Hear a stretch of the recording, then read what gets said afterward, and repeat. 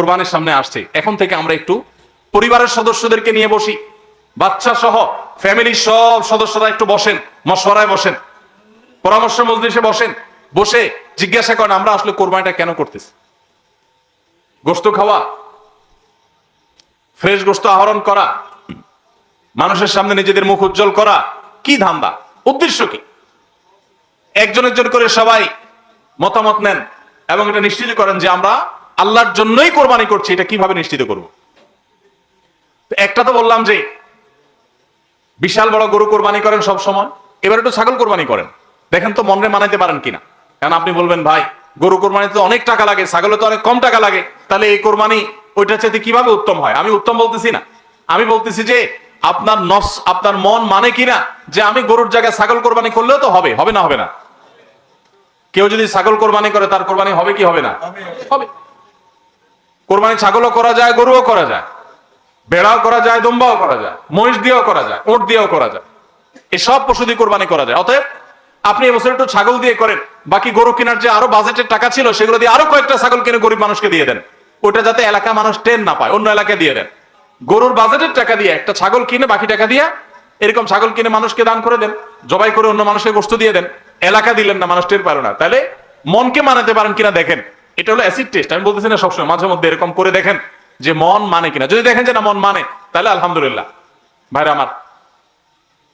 আর একইভাবে মাঝে মধ্যে আমার কোরবানি আমি জবাই করলাম, গোশত সব দিয়ে দিলাম, ফ্রিজে খুব একটা ভরলাম না, অল্প স্বল্প রাখলাম। কারণ আল্লাহ তাআলা বলেছেন ফাকুলু মিনহা ওয়া আতি'মুল বাঈসাল ফাকির, ফাকুলু মিনহা ওয়া আতি'মুল কানি ওয়াল মু'তার। কোরবানি গোশত নিজেও খাবো, গরীব দুঃখীকেও খাওয়াবো, যে চায় তাকেও দিব, যে চায় না আত্মীয় স্বজন তাদেরকেও দিব।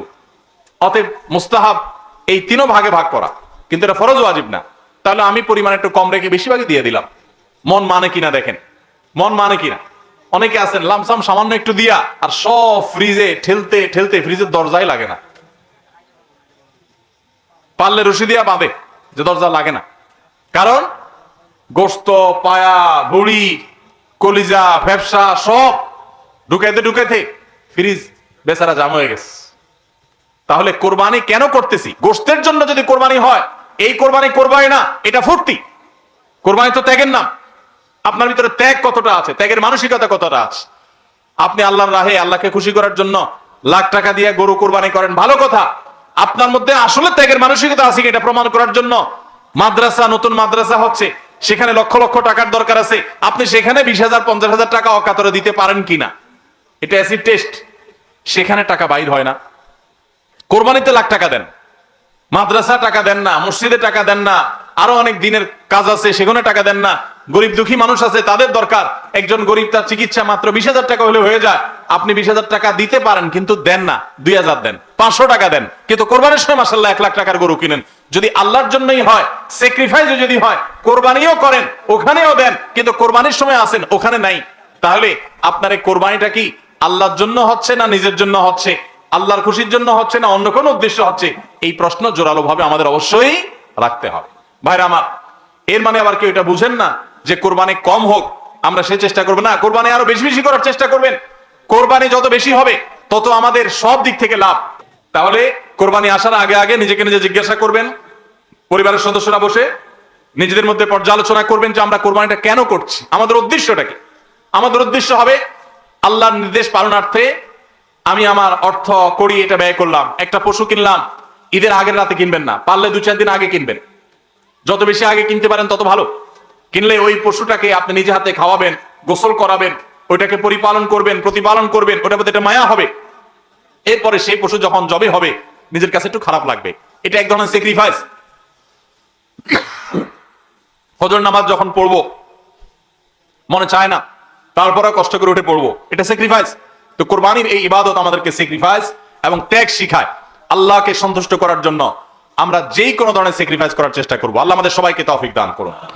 ভাইরা আমার, আমাদের কোরবানি যেন অর্থবহ হয়, বিশুদ্ধ হয়, এবং আমাদের কোরবানি যেন ত্রুটি মুক্ত হয়, এই ইবাদতের সওয়াব যেন আমরা আল্লাহর কাছে লাভ করি, সেজন্য দ্বিতীয় যে পরামর্শ দিতে চাই বা যে দ্বিতীয় আমলটি কথা বলতে চাই সেটি হলো কোরবানির পশু এটা যারা বানাবে সে সমস্ত কসাইদেরকে উপযুক্ত মজুরি আমরা দিব, তাতে কোনো কার্পণ্য করব না। কিন্তু কোরবানির পশুর কোনো গোশত মজুরি হিসাবে দেওয়া যাবে না। কোরবানির পশুর গোশত যদি মজুরি হিসাবে দেন তাহলে সেটা জায়েজ হবে না, আপনার কোরবানি হবে না। এখন আপনি বলবেন ভাই কেমন কথা, যেই বেচারা কোরবানির পশুটা জবে করলো, সরি গোশতটা প্রস্তুত করলো, চামড়াটা ছিললো, এত কষ্ট করে বানাইলো, গোশতগুলো সব নিয়ে বাসাতে উঠে যাবো আর তার কিছুই দিব না, কেমন হয়? দেখতে মনে হচ্ছে এটা অমানবিক না? আসলে কাহিনী ভিন্ন। কাহিনী কি? কাহিনী হলো কোরবানির পশু আমরা যখন জবাই করলাম বিসমিল্লাহ আল্লাহু আকবার আল্লাহুম্মা মিনকা ওয়ালাক, এটা যখন জবাই করলাম আল্লাহর নামে, তখন এই পশু আল্লাহর নামে জবে হয়ে গেছে। এটা মূলত যেটা বললাম গরিব দুঃখীকে দেওয়ার কথা, কারণ আমরা যখন জাকাত দেই, সাদেকা দেই, তখন কি ওটা নিজে খেতে পারি? আর তাহলে কোরবানির গোশত তো খাইতে পারার কথা না, কিন্তু আমরা খাইতে পারতেছি কেন? আল্লাহ তাআলা এই একটা আর্থিক ইবাদত আল্লাহ কবুল করেছেন। আমরা যখন সহিহ নিয়তে যদি করে থাকি আল্লাহ কবুল করে, এরপর বলেন ঠিক আছে তোমাকে দিলাম, তুমি খাও আমার তরফ, আল্লাহর তরফ থেকে এবার আমি খাই। তো এই কোরবানির গোশত এটা বিক্রি করা জায়েজ আছে না জায়েজ নাই?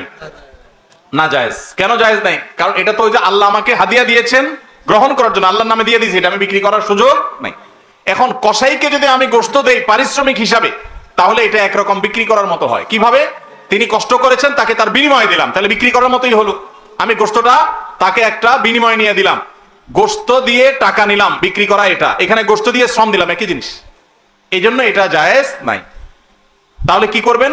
কসাইকে তার ন্যায্য মূল্য দিবেন, একটা গরু বানানোর জন্য যা লাগে তা পুরাটা দিবেন এবং আগে ভাগে এগুলো চুকায় নিবেন। মুশকিল হলো কসাইরা জানে যে একটা গরু বানাইতে হয়তো বাজার দর অনুযায়ী 10,000 টাকা নিত, এখন সে 8,000 রাজি হয়ে গেছে। কেন 8,000 রাজি হয়ে গেছে? কারণ সে জানে তার সাথে আরো যে 3 জন 4 জন থাকবে, সবাইরে আপনি কমপক্ষে এই 4 জনকে যদি 2 কেজি করে বা 3 কেজি করে গোশত দেন, তাহলে 3 4 12 কেজি হবে। তো 12 কেজি গোশতের বাজারের দাম কত? হ্যাঁ, তাহলে চিন্তা করবে সে যে আমার তো এই দিক দিয়ে 2,000 টাকা ছাড় দিলাম আর পাইলাম তার চাইতে আরো অনেক বেশি। এই জন্য কসাই কম টাকা রাজি হয়ে যাবে। কসাইকে এই জন্য আগে ভাগে বলে দিবেন, শুনেন কথা শুনেন ভালো করে, গোশত কিন্তু আপনাকে এক পিছু দেব না, আপনি কত নিবেন সেটা আপনি চুকান, আমার খাটলে নেব, না হলে অন্য কসাইয়ের সাথে আলাপ করবো, কিন্তু আগে মাথায় এটা রাখেন আপনারা কিন্তু আমি গোশত দেব না, টাকা যা নেওয়ার নিবেন। নবী করিম সাল্লাল্লাহু আলাইহি ওয়াসাল্লাম আলী রাদিয়াল্লাহু তাআলাকে এটা বলে দিয়েছেন, কোরবানি করার সময় বলে দিয়েছেন, দেখো কসাইকে কিন্তু কোরবানি গোশত দিবা না, কোরবানি গোশত শুধু না, কোরবানি পশুর কোনো কিছু বিনিময় সে দেওয়া, তাকে টাকা দিবা আলাদা, যত টাকা লাগে সেটা দিবা, গোশত দিবা না, তাহলে বিনিময় হয়ে যাবে, এটা জায়েজ হবে না, তোমার কোরবানি হবে না। এই জন্য ভাইরা এই জিনিসটা আমাদের সাবধান থাকতে হবে, কসাইকে কোরবানি গোশত বিনিময় হিসেবে দেওয়া যাবে না। হ্যাঁ, কসাই যদি গরিব হয় তাহলে সেক্ষেত্রে অন্য গরিবকে আপনি আধা কেজি করে দিচ্ছেন, কসাইরও আধা কেজি দিতে পারেন, অন্য গরিবকে 1 কেজি করে দিচ্ছেন, কসাইরও 1 কেজি দিতে পারেন, কিন্তু কসাই হিসাবে না। সেটা হলো তিনি যদি কসাইগিরি নাও করতেন তারপরেও আপনি তাকে দিতেন যদ্দুর অদ্দুর দিবেন। এর বেশি যদি আপনি দেন এবং সেটা যদি বিনিময় হিসাবে দেন তাহলে কি হবে না? জায়েজ হবে না। এই একটা মাসআলা না জানার কারণে আমাদের অনেকের কোরবানি এটা নিয়ে টানাটানি দেখা দেয়।